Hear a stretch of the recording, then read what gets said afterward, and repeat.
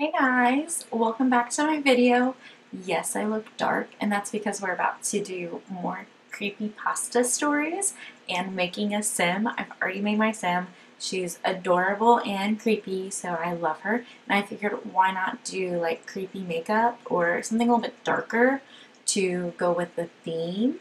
And so yeah, I'm pretty excited. Definitely let me know if you like this because I have a lot of fun with it and you guys seem to like it and actually view the whole video, which is really cool, so thank you.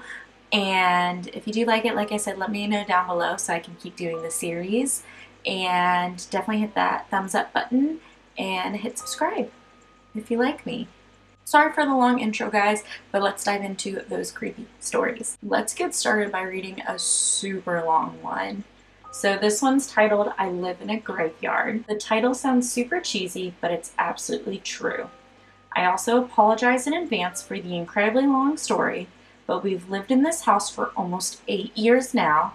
There's a lot to share. Our neighborhood sits on the original town cemetery from the 1800s. In the 70s, when they built the neighborhood, they only removed the graves they needed to put in foundations in the sewer system. We didn't know that until we'd been living here for 3 or 4 years, but when I found out, it explained a lot of things.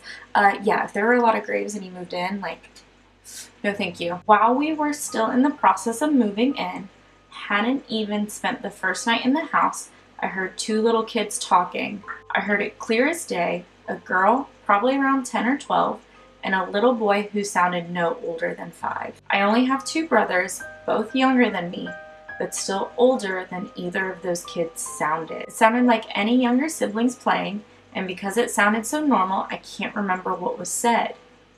Obviously, the first thing I did was call out to them, and the playing stopped. I never heard them leave.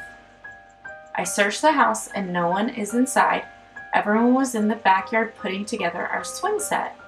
I told my mom what I had heard, and of course she didn't believe me. I dropped it and we moved on. I don't like ghost children, I don't. Months later, when I'm in my room, trying to sleep, when I roll over and see the reflection of a girl in my TV screen.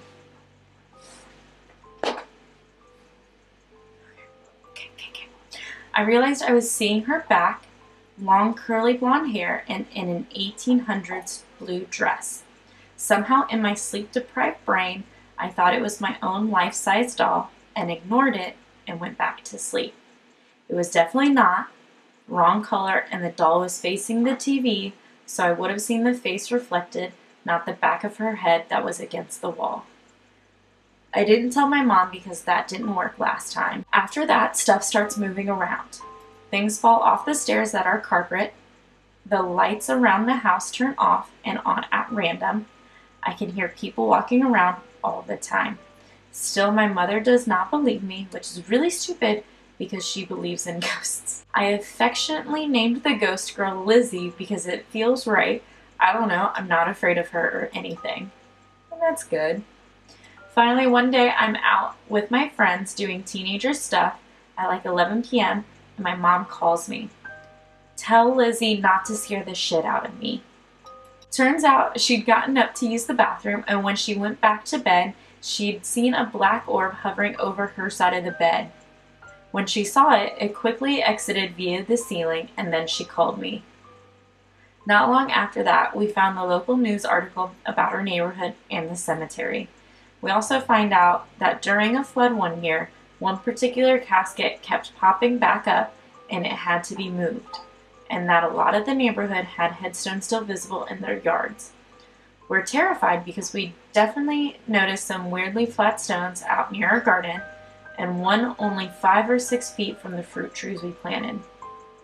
So now we all accept that we live with a ghost or two. Weird stuff happens all the time. They stop throwing stuff off the stairs, and now they show up in our Xbox Connect, turn syncs on, occasionally knock stuff over, and sometimes I hear them talk faintly. I haven't seen either of them since the first time, but I know they're still around. We treat them like family, talk to them, offer snacks, leave toys out to play with.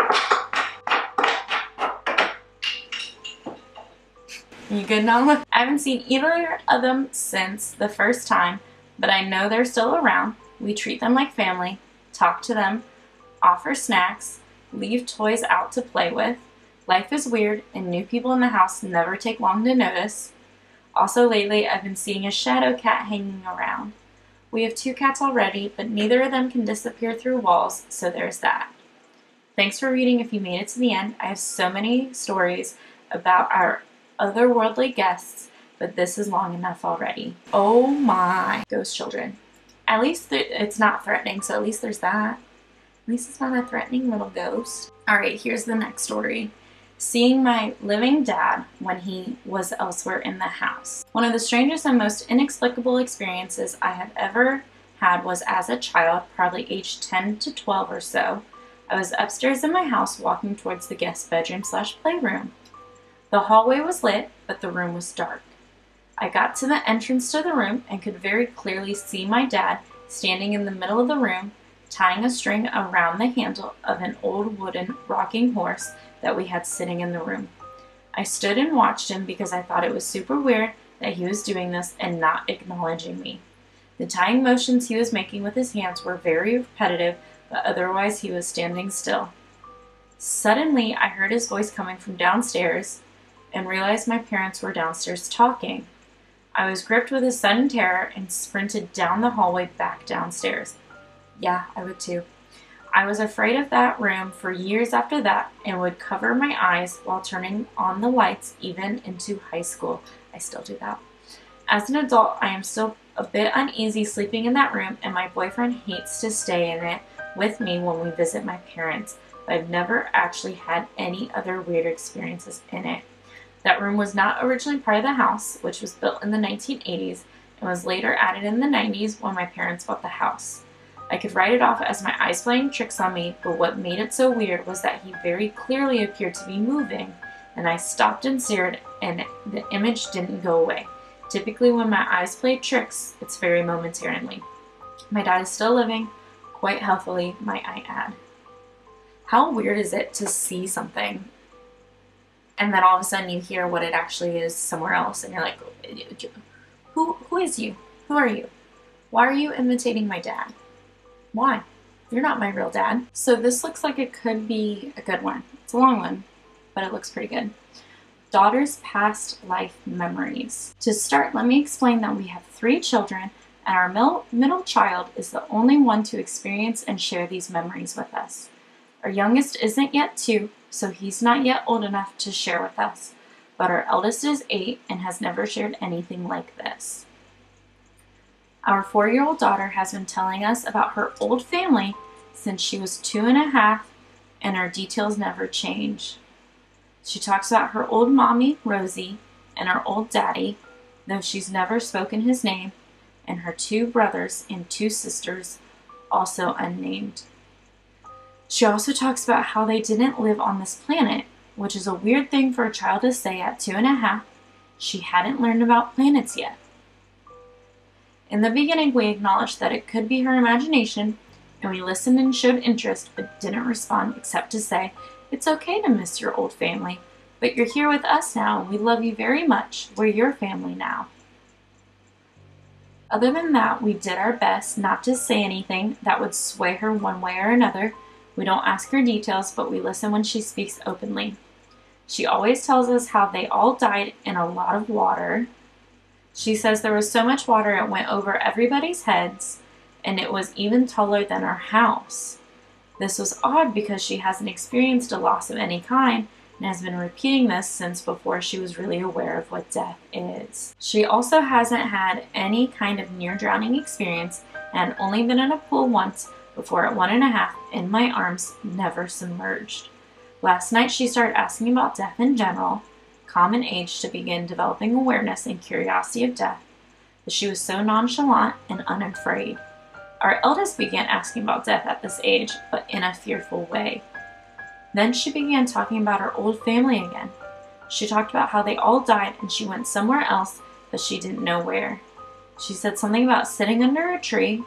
I responded with, "Oh yeah, kiddo?" And she says back, "Yeah, then it got really dark and I went into your belly." I genuinely believe her, and I know there are many documented cases of children recalling past lives. any other parents out there want to share a similar experience. The whole, like, I was sitting under a tree and then it went dark and I was in your belly thing. Nope. That just gave me the chills. I don't know what I would do if my kid ever came up to me and was like, hey, yeah, so I had another mom and dad. Here are their names and this is how they died. Like, what? Especially at such a young age and for her story to never change. Nope. Nope, nope, nope. Alright, so this is called I Think I Just Heard a Ghost. Might be a little simple, but let's see. This happened about an hour ago. I have this kitten, about 4 months old kitten, and because he was taken away from the litter too young, he has a suckling problem. In order to combat this, my boyfriend and I monitor when he does it. I had just done taking a video of him sitting on my shoulder and trying to get at my ear. Because he's absolutely adorable, I sent the video to my brother, who in turn sent it back to me asking if I could watch it over. He was freaked out at this point, and being worried it was something wrong with my cat, I gave it another look. The first thing I say in the video is please help me in reference to my cat crawling all over me. Right after I said that, you can clearly hear what seems to be a man say, listen. I didn't hear it when I recorded, and I'm the only one at home at the moment. I checked to see if the TV was on or if something else could have made the noise. I'm really freaked out right now. If I recorded something of my cute pet doing something and then I sent it to a sibling and they were like, hey, are you okay? And I heard that, I would be getting out of the house and I would go to a friend's or a family's, because we don't play with ghosts here. We don't. We don't at all. Like, not at all. No, no, no. No, ma'am. We're gonna call it there. I definitely had a lot of fun reading these stories, and my sim, I hope you love her because she's super adorable. But if you guys, again, like I said in the beginning, if you like this series, like the video, comment down below so I really know you guys do like it.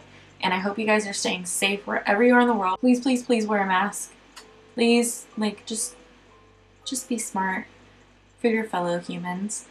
But I hope you guys stay safe and are having a great morning, evening, afternoon, wherever you are in the world. And I'll see you guys in my next video. Bye.